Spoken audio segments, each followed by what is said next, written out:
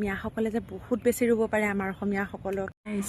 আহি গ'ল আমাৰ ঘৰত এয়া কঠীয়া তুলিবলৈ বুলি নগাঁৱৰ পৰা মানুহ আৰু মিয়া সম্প্ৰদায়ৰ মানুহ এয়া আহিছে কঠীয়া তুলিবলৈ বুলি।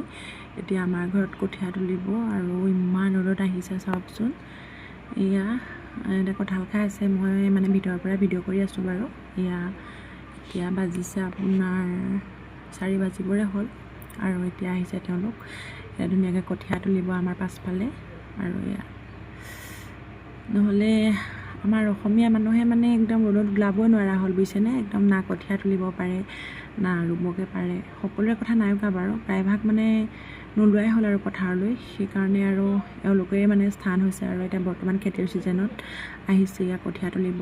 1 2 3 4 5 6 7টা আহিছে। এতিয়া কঠীয়া তুলিব কঁঠাল চঠাল খাই লৈ আৰু দেই, মাটিয়ে বালিয়ে আৰু দেই এনেকৈ।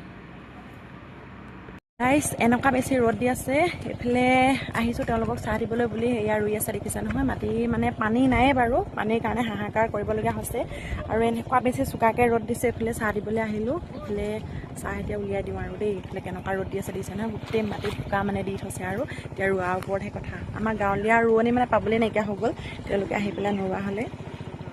এইফালে এয়া ৰুই আছে তেওঁলোকে, এয়া দেখিছে নহয় কঠীয়া তুলি মেলি মানে ৰ'বলৈ ৰক্ষাই নাই মানে। এইফালে গোটেইকেইজনে ৰুই আছে আৰু মই এইফালে আনিছোঁ চাহ দিবলৈ বুলি। এনেকুৱা বেছি ৰ'দ বেলি চাওকচোন, একদম মানে ইয়াত এই বেলেগ ৰ'দ দিছে জানেনে। আৰু এইফালে চাওক গোটেইখিনি এইফালৰ পৰা এনেকৈ এইখিনি মানে এই গোটেই চাইড মানে গোটেইখিনি আমাৰে মাটি হয়। আৰু এইফালে এয়া ৰুই আছে গোটেই মানে এইফালে এয়া ককাহঁতক ইয়াৰ ৰুলে বাৰু, আধাটো আছেগৈ। এয়া বেলেগ ৰ'দ জানেনে। ৰাইজ মিয়াসকলে যে বহুত বেছি ৰুব পাৰে আমাৰ অসমীয়াসকলতকৈ জানেনে। আমাৰ অসমীয়া মানে মাইকীসকলতকৈ আমাতকৈ বহুত বেছিয়ে ৰুব জানে আৰু ৰুব পাৰে আৰু জানে নহয় আচলতে পাৰে। আৰু মই এতিয়া চাহ দিবলৈ আহোঁতে আছিলে অলপমান ৰুইছিলে আৰু এতিয়া চাওক এইডোখৰত মানে আৰম্ভণি কৰিছিলে, তাৰ পৰা গৈ গৈ গৈ গৈ গৈ গৈ গৈ গৈ তৎক্ষণাত মানে মই বাচনকেইটা ধুই পেলাই আহি পেলাই ঘৰত পাওঁ মানে ক'ত পাই গ'লগৈ দেখিছেনে। আৰু ভালেই হৈছে বাৰু। মায়ে ৰখি আছিলেহি, এজনে ঘৰৰ মানুহ এজন নহয় এজনে ৰখিবই লাগিব। আৰু যদি নৰখে সিহঁতি মানে একদম পূৰা মাজত একদম পূৰা মানে সেৰেঙা কৰি দিয়ে। আৰু মই এইফালে আহিছোঁ এতিয়া ধুনীয়াকৈ, এতিয়া মানে সলাই সলাই থাকিব লগা হৈছে। আৰু এইফালে মই এতিয়া ৰখি দিছোঁ, ৰুই আছে। সেইজনৰ বোলে আঙুলি বিষৰ টেবলেট আনিবলৈ দিছে। এয়া পানী নাই পানী নাইকৈ চিঞৰি আছে আৰু কি কৰিম এতিয়া, উপায় নাই। ওপৰৰ পৰা নিদিলে আমি এতিয়া কৰিব পাৰোঁ কি। ঘৰত মেচিন আছে কিন্তু লগাবলৈ মানে অকণমান প্ৰব্লেম হৈছে, সেইটো কাৰণে মানে বৰষুণৰ কাৰণে অপেক্ষা কৰিব লগা হৈছে।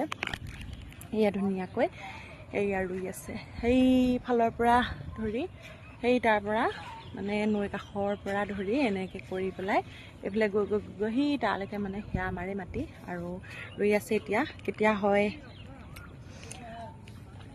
এইখিনি গোটেইখিনি কেইদিনত কমপ্লিট কৰিব, একদম সেই তাৰপৰা একদম তালৈকে। অঁ খালি হেৰি নহয় আকৌ পানী নাই নহয়, আকৌ এইখিনি বোৱাই নাই, ইফালৰ ছাইডটো বোৱাই নাই, পানী নাই কাৰণে ৰখি আছে। এইফালে মই আপোনালোকক দেখাব পৰা নাই বাৰু, মানে অকণমানহে দেখাইছোঁ। ইফাললৈকে একদম বহুতখিনি তালৈকে মানে বোৱাই নাই সেইখিনি। তাৰপিছত